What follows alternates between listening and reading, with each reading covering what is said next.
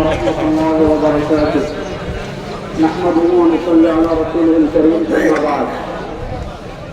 দেশের শীর্ষ উলামায়ে কেরামের সামনে আসলে কথা বলার কোনো যোগ্যতা আমার নাই। আমি খুব সংক্ষেপে তিনটা কথা বলবো। বর্তমানে আমাদের সাহাদপন্থী ভাইদের সাথে অনেকে বৈষম্যের কথা বলছেন। আমরা একটা কথা বলি, সাহাদপন্থীদের সাথে আমাদের সম্পর্ক বৈষম্যের না, সাহাদপন্থীদের সাথে আমাদের সম্পর্ক হলো হক এবং বাতিলের। দুই নম্বর একটা কথা, আল্লাহ রাব্বুল ইজ্জত ওয়াল জালাল 1400 বছর দ্বীনের হেফাজত করেছেন, পরবর্তী প্রজন্মের কাছে দ্বীন পৌঁছেছেন হলো আলেমদের মাধ্যমে। ব্যক্তিগতভাবে একজন আলেমের জাল্লাত হতে পারে, ব্যক্তিগতভাবে একজন আলেম ভ্রষ্ট হতে, মানে তার ইলমি তাসামু হতে পারে, কিন্তু একসাথে সকল উলামায়ে কেরাম সহিহ পথ থেকে বিচ্যুত হয়ে যাবেন, এটা কশিনকালে সম্ভব না। এটা হলে ইসলাম পৃথিবীতে থাকতো না।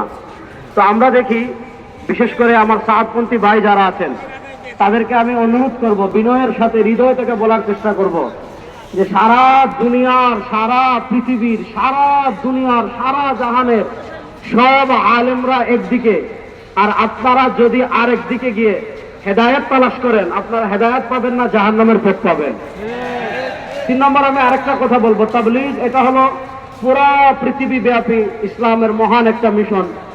বাংলাদেশে আগে নানা কারণে, নানা সমস্যার কারণে এটার ইজতেমা কখন হবে, এটা কখন হবে, সরকারের সাথে একটা লিয়াজু করা লাগতো।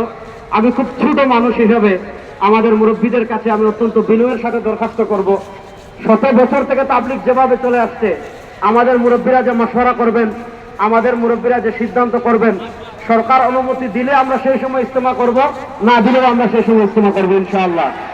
ইজতেমা কখন করব না, জোর কখন হব, কখন করব, কখন হবে না, এটা নিয়ে আমরা বিশেষ করে উলামায়ে কেরাম, বাংলাদেশের না সারা দুনিয়ার আপামর জনসাধারণ, সরকার বিশেষ করে হুকুমতে যারা যখন যেভাবে আসবেন তাদের আর আমরা কোনো হস্তক্ষেপ দেখতে চাই না, আমরা তাদের সহযোগিতা চাই। আসসালামু আলাইকুম।